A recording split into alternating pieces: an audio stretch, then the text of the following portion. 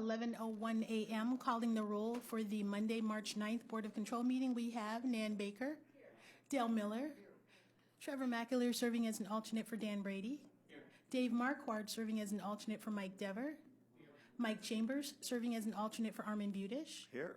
Lee Tucker serving as an alternate for the fiscal officer, Lenora Lockett. We have a quorum. Okay. Any public? Let's review the minutes. Take a quick second to review the minutes. If anyone has any issues, let me know. Otherwise, I will make a motion to review the minutes of March 2nd. Do I have a second? Councilman Miller. All those in favor say aye. Aye. Opposed? Minutes are approved. Public comment? No public comment at this time. And on to contracts and awards. Correct. The first new item is item number BC 2020-163, Department of Public Works, recommending an award on requisition 45196 and enter into a contract with Cintas Corporation in the amount not to exceed $270,278.58 for Cuyahoga County Uniform Services, and is for the period April 1st, 2020 through March 31st, 2023. Good morning, Tom Pavich, Department of Public Works. This item, we're looking to recommend award to Cintas. It's a contract for the county's uniforms, specifically the Public Works, custodial, and maintenance. It's a 3-year contract with a not-to-exceed dollar amount. This was a formal RFP, went to 13 vendors. We had 2 bid submissions, and we're going with Cintas. Okay. Any questions on this item? Seeing none, I'll make a motion to approve. Is there a second? Second by Mr. McAleer. All those in favor say aye. Aye. Opposed? Item approved. Thank you. The next item is a 2-part item. Item number BC 2020-164, Department of Human Resources. A, submitting an RFP exemption on a purchase order, which will result in an award recommendation to Municipal Solutions LLC in the amount not to exceed $49,000 for professional, executive search and related services to identify qualified candidates for County Chief Information Officer and County Chief Human Resource Officer positions, and it's for the period March 9th, 2020 through December 31st, 2020, and B, recommending the award in connection with said RFP exemption. Good morning, Pat Smock on behalf of the Department of Human Resources. This item is to engage a professional search firm, if needed, to assist the county in identifying qualified candidates for these positions. There have been candidates that have shown an interest, but for various reasons there has not been a match. The county plans to interview additional candidates prior to moving forward and asking this firm to begin sourcing. However, to be prudent, we're asking to have this contract available should it be necessary so we can move forward without delay. This does include an RFP exemption. An informal RFP process was conducted through the county's BySpeed system, and there were 4 proposals. A team of employees in HR reviewed and scored the proposals, and they're recommending this firm. And the department did receive questions regarding the item, and board members have been supplied with the written responses. Be happy to clarify any responses or any questions, and appreciate the board's consideration. Are there any questions? Mr. Miller, please.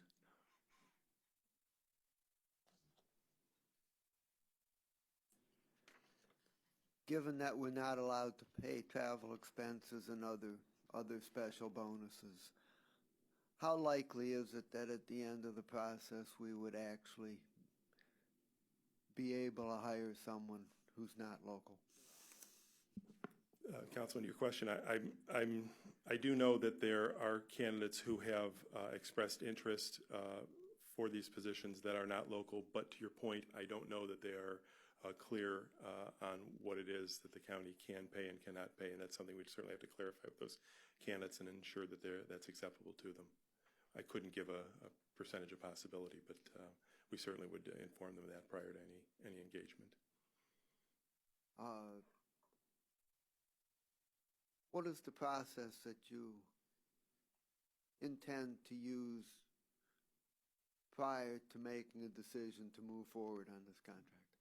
Councilman, it's my understanding that there are candidates who have applied, and there are candidates who are being sourced through our normal processes. We have a talent acquisition team, either through direct contact or through various human resources organizations, et cetera.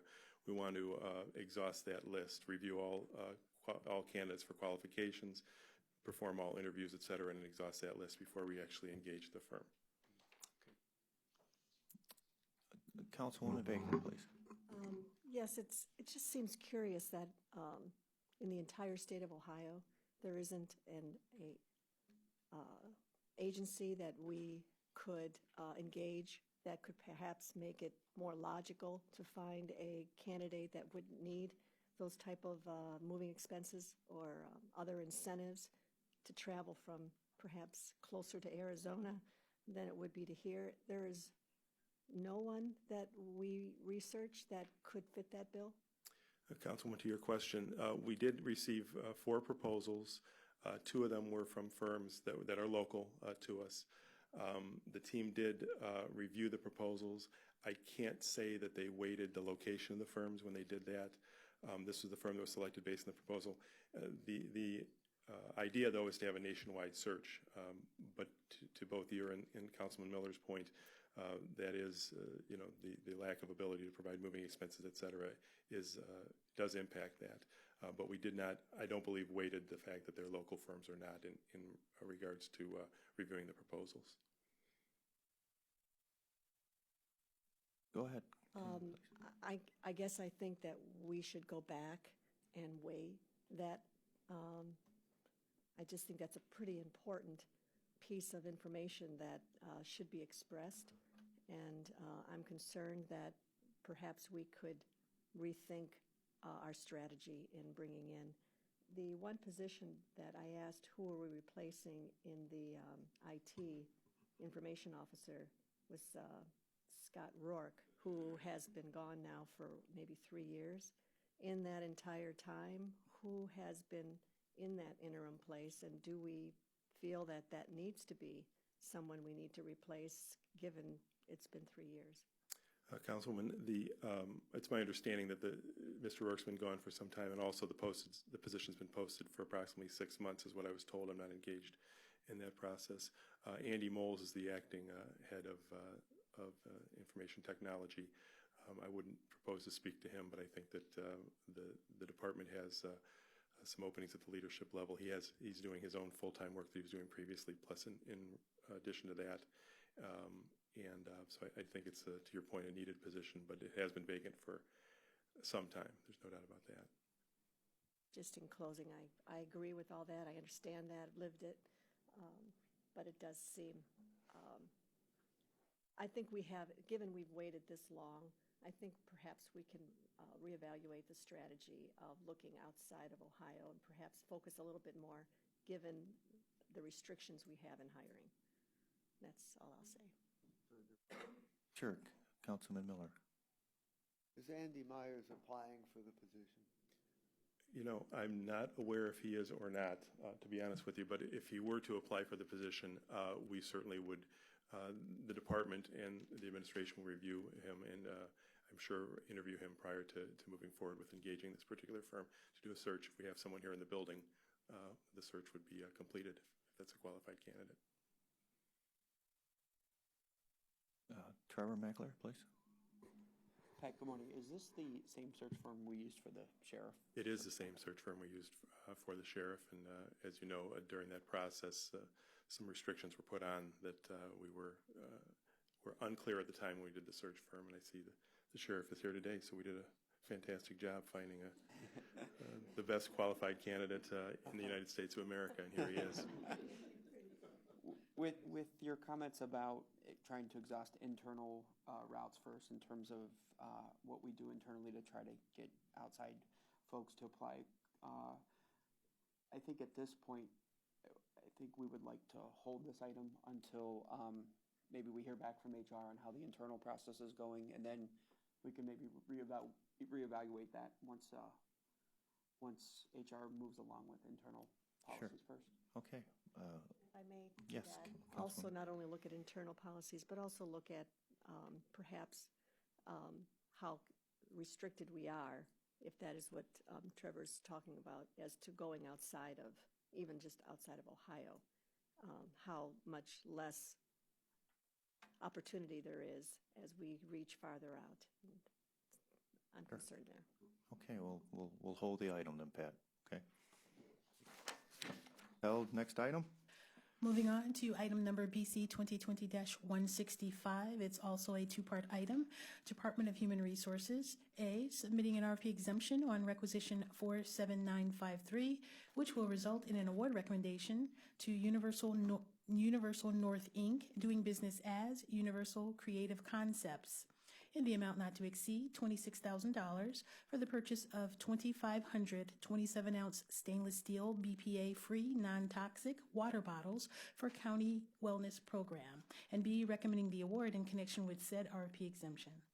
Good morning, Pat Smock on behalf of Human Resources again. This is for stainless steel water bottles for those who reach the goal in the county's wellness program, and there are some additional built in here as incentives for upcoming events, challenges, et cetera. The idea is to reward participation and then incentivize others who may not have participated or those who didn't complete all the requirements.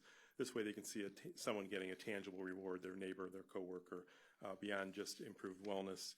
And that may prompt or remind them to participate more fully in the process. And again, this was bid out through the county's By-Speed program. We did an informal RFP for this as well because there are so many different types of water bottles, et cetera. There were several, I think six, actually it was six, firms that bid on this, and this is the firm that's being recommended. We appreciate your consideration. Okay, any questions on this item? Councilman Miller, please. So, who are these water bottles going to be distributed to? Councilman, the water bottles will be distributed to those folks who completed the just ended last year's wellness campaign. In addition, that's I think 2,500, then we'll have an additional 1,000, I believe, that we built in, and those are for incentives for various events and wellness things that we have upcoming during the upcoming year. Any further questions? Sure, Councilman Baker. So I see the next one also is related to this. What is your overall budget for marketing? Councilwoman, this comes from the wellness budget, and I'm not deeply involved in that, but it's my understanding that the wellness funds come from our major medical provider. Part of our contract, we receive an incentive for reimbursable expenses, so it actually has to be something that we purchased that are in regards to wellness. It's normally in the area, I believe, the last few years, it's been around $120,000 a year approximately that's available to us. Okay. And it's sort of a use it or lose it proposition. It has to be an expense that we can show. And you're well within that? Yes, for what you've been spending? Yes, correct. Thank you. Okay, seeing no further questions, I will make a motion to approve. Is there a second? Seconded by Mr. Mackler. All those in favor say aye. Aye. Opposed? Item approved. Next item is a two-part item, item number BC 2020-166, Department of Human Resources. A, submitting an RFP exemption on requisition 47954, which will result in an award recommendation to Howling Print and Promo, Inc., in the amount not to exceed $19,200 for the purchase of 2,400 logo T-shirts for the County Wellness Program, and B, recommending the award in connection with said RFP exemption. Pat Smock on behalf of Human Resources again. This is similar, as the councilwoman said, to the last item. These are T-shirts. There's not an additional volume built in, so these will go to the folks who participated in the program last year. Similar process, 6 bidders. In fact, both the vendors that are being awarded each bid on the other item that they're not receiving this year as well. So we did an informal RFP process, and I was remiss in not mentioning that our communications team here at the county did a great job of producing a wellness logo that'll go on both items, and we appreciate your consideration. Thank you, Pat. Any questions? Councilwoman Baker. And did I hear you say that this is being paid for by outside donations? Councilwoman, it's being paid for by the wellness fund, so that comes to the county as a reimbursement for wellness expenses from a major medical provider, but we do receive the funds and then pay the bills, so I don't want to characterize it as outside expenses. Okay. The funds come from the major medical provider to the county, and then we pay the bills. Okay. Thank you. Okay. Any further questions? Councilman Miller. Are we ordering multiple sizes, or are they all the same size? Councilman, there are multiple sizes. We had very specific from all sizes throughout, and we received a count. I believe that the employees who participated last year were asked for their sizes to self-report their sizes, as it were, and so we have all sorts of sizes to be distributed to various employees. Okay, thank you. Seeing no further questions, I will make a motion to approve. Do I have a second? Second by Mr. Mackler. All those in favor say aye. Aye. Opposed? Item approved. Next item is a two-part item. Item number BC 2020-167, Sheriff's Department. A, recommending to declare 3 Motorola Radius GP300 and Motorola HT 1250 and 6 Motorola APX 6,000 portable handheld radios as obsolete surplus county property no longer needed for public use. Recommending to trade in said property towards the purchase of 44 Harris radios, handheld radios, and related accessories in accordance with Ohio Revised Code, Section 307.12H. And B, recommending an award in connection with the said recommendation to declare the property as surplus property for 44 of these radios. And also, it'll be in a not-to-exceed amount of $448,479.56, less trade-in value of $34,100 for a net total of $414,379.56 for the purchase of a total of 150 Harris portable handheld radios. Good morning, Stephen Wood with the Sheriff's Department.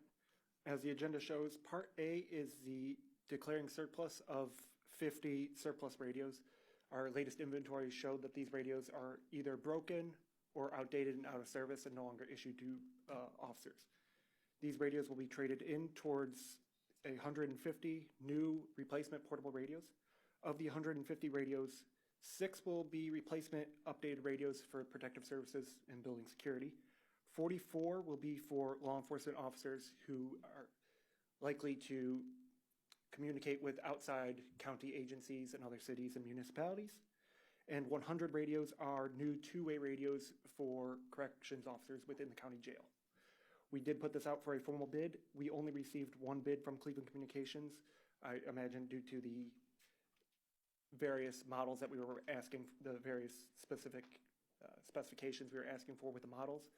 And so in the future, we will try and break these apart in order to solicit additional bids. Okay, thank you. Any questions on this item? Seeing none, I'll make a motion to approve. Do I have a second? Seconded by Councilman Miller. All those in favor say aye. Opposed? Item approved. Moving on to the consent agenda, item numbers BC 2020-168 through 172.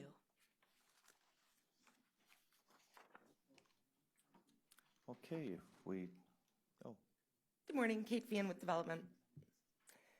So these items were previously approved. These are our federally funded housing rehab loans, rehabilitation for low to moderate income folks.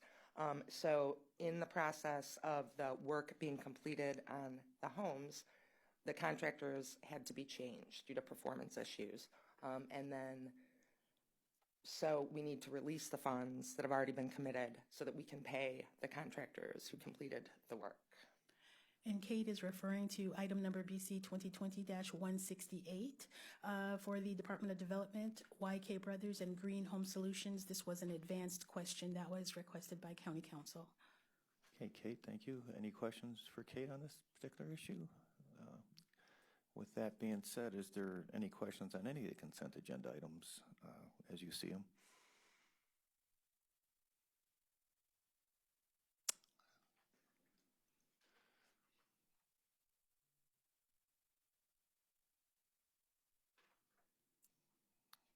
Okay, seeing none, I'll make a motion to approve. Do I have a second? Second by Councilman Miller. All those in favor say aye. Opposed? Consent agenda is approved. There's no other business Other at this business? time No other comment? and no public comment. Sure, General nature. sure, Councilman Miller. In response to an advanced question, it said the last couple of agendas have contained a small number of items.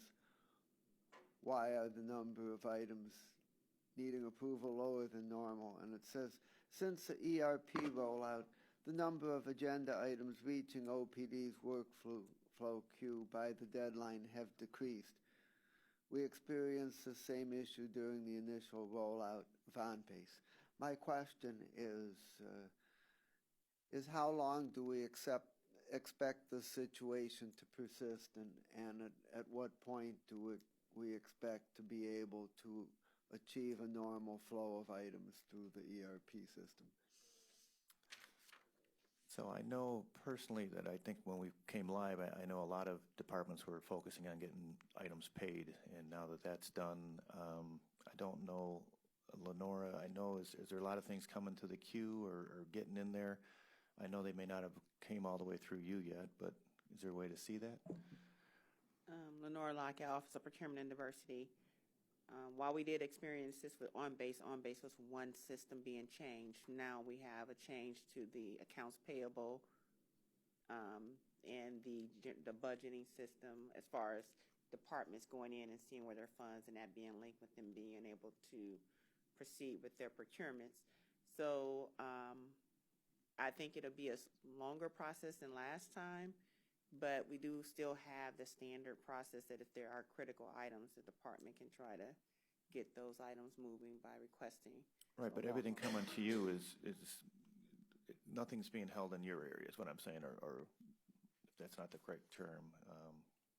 I've seen a slower learning curve as far as items are being resubmitted, but maybe not the issues being addressed, so they can't be approved. I guess. So there's going to be different strategies to put in place. For instance, we have our standard meeting internally for procurement on Tuesdays. We're going to, again, try to tweak our procedures, maybe do a webinar on Friday to say, for these items, can we proceed if there's questions or things of that sort. So there may be additional efforts to try to provide question and answer opportunities for departments to get maybe areas that they're not clear on clarified. Also, there was while we were doing the war room for 2 weeks or so, it was mainly dealing with critical issues as far as getting vendors paid. So last week, I saw an uptick in our ability to address user role changes that departments have submitted. Because again, we're putting out more critical issues, and now we're at the point where we're trying to do user roles, get those tweaked as departments learn, okay, this role needs to do this role needs to do that, and they're making submissions. So we're trying to address those changes. So again, that helps with the flow of items. So I think it's more of a layer. Okay. And we'll just have to keep, as the departments learn, and we're learning also, try to provide the support that we can and keep the things that are being processed moving and make changes. So it's hard to say exactly when we'll be stabilized, but. Okay. Mr. Mackler? Sure. Lenora, are you able, or OPD, able to go in and see how many items are in the system that haven't reached your queue yet? Again, Lenora Lockett, Office of Procurement and Diversity. There is the potential for us to ask, maybe get a report from IT security. Though the difference now is that because when you're in the system, you have information about everything that's in the system. So we would have to put in a request to say what is in the flow. So it's not as easy as OnBase, where we maybe could have seen different information and just go to the OnBase administrators.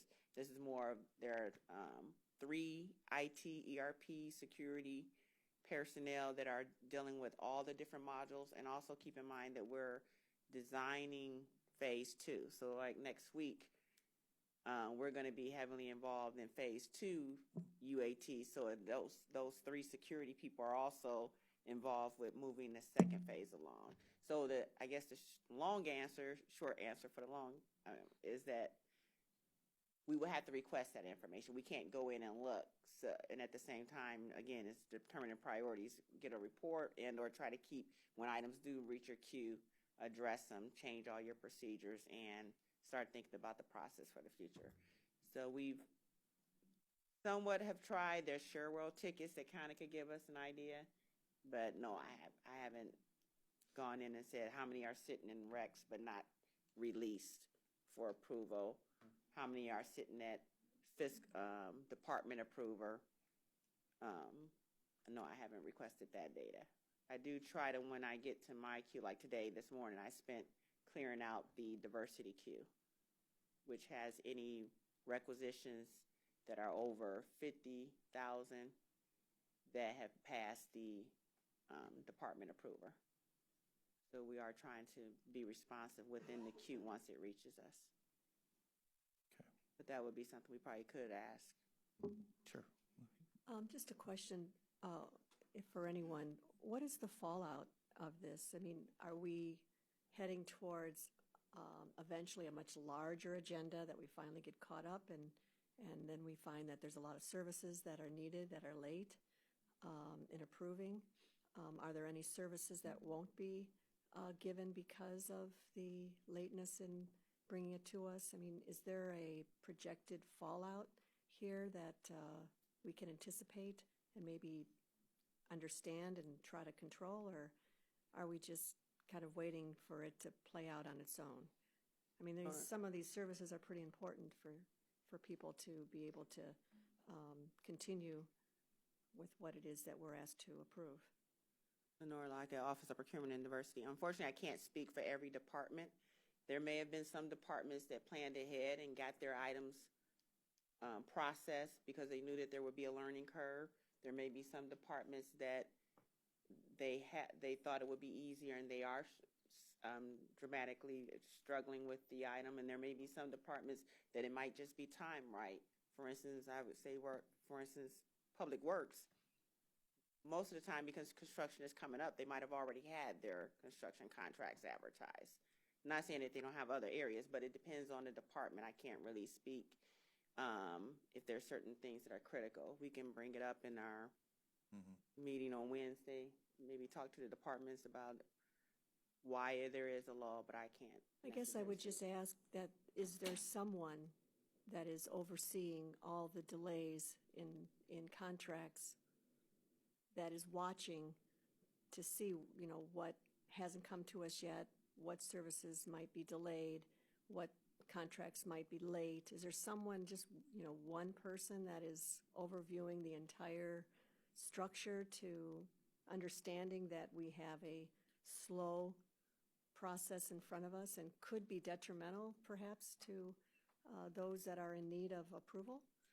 Is there, you know? Would be the project manager for the ERP. I can't speak on every department or even past procurement if there's AP or if there's another area where people are. I hate to do this, but I have two departments here. I mean, do either one of you want to comment, Steve or Tom?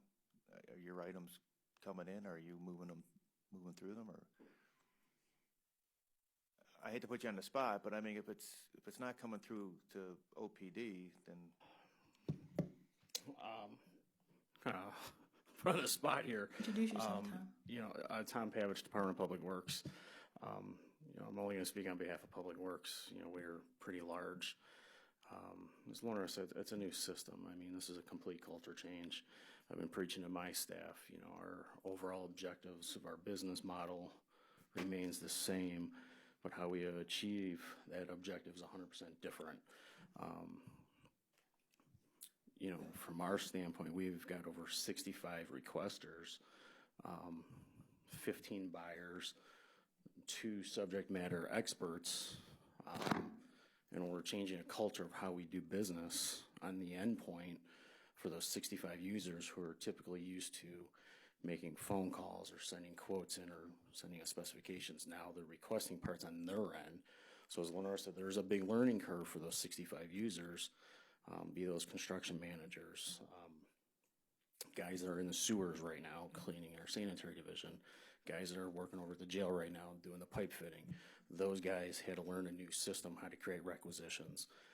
So there's a big learning curve because of how they're used to doing business impacts how purchasing does a business. There's a lot of volume. I can't speak on behalf of where stuff's at in the system. You know, it's one of the, I think I have a ticket out there with, I can't tell you how many requisitions I have sitting out there. I don't. I have a ticket out there for, you know, regarding requisitions, you know, what's the status of these once we submit them? We were told there's going to be a queue that our requisitions would go to. Now we're told that you have to email or communicate to the buyer. So we have no queue. We have no idea how many requisitions are out there. As far as contracts, you know, I've told my staff, let's get as many as possible in before phase 2, because we're not even 100% sure what's going to happen to phase 2. Beyond that, I can't really say. I mean, just what Tom's saying there now, I mean, before that, phone calls came into 1 or 2 people now, and that goes back to what Lenora was saying as far as setting up security. Now he has 65 people that, because of the separations of duties that this new system is providing for, you know, they all had to be kind of added. I think in the beginning we kind of had a handful in there. We're going to try and go, but as Tom wants his staff to be more and more involved and roll it out, we're setting all those users up, and that takes time. But it still seems like you're putting things in. We're still getting stuff in the system, you know, and to Ms. Baker, back to your question, will we still have late contracts or stuff that I don't really know. We're finding solutions now. We're doing a lot of Band-Aids that are still compliant with county policies and procedures. You know, down the road, there may be late contracts. We don't know. You know, with phase 2, you know, there's a lot of concern. And you know, as you know, Lenora State, you know, we're still learning a lot of things. We learned last week, you know, when we do amendments, you know, the payment process is frozen. So there's new stuff that we're learning, whether they're known ahead of time before live or we're finding as we go along. You know, we're, you know, weekly, daily adapting to the system things that we're finding out. I guess my question was maybe bigger picture. Is there someone here in the county that understands the problems that are coming out of Public Works and every agency that's here that are struggling? And is there someone that understands, you know, the possible play out and maybe prioritizing some of these requests for those services that are most needed? I mean, the way it's been explained to all the departments is they fill out a ticket, and I believe as of last week, and don't hold me to it, I think we probably had like 30 open tickets. And usually if one department and another department has the same thing, then they'll focus on fixing that. I mean, they've solved hundreds and hundreds of tickets already. I don't have the exact number. I know Jack does, but that's why we're asking everyone to do a ticket, get it in there so it goes to the team to fix. And they've been very successful. I mean, they're probably done over 90, 95%, you know, have been completed. Yeah. Mr. Mackler? Lenore, would it be possible, I know you said you could ask IT, but to get the council members' number of how many items are in the queue that haven't reached you yet for approval? Okay, thank you. Okay. Any further questions? Okay, I will then make a motion. We have no other business we indicated already? No other business at this time. Okay, I will make a motion to adjourn then. Do I have a second? Second by Councilman Miller. All those in favor say aye. Opposed or adjourned. Thank you.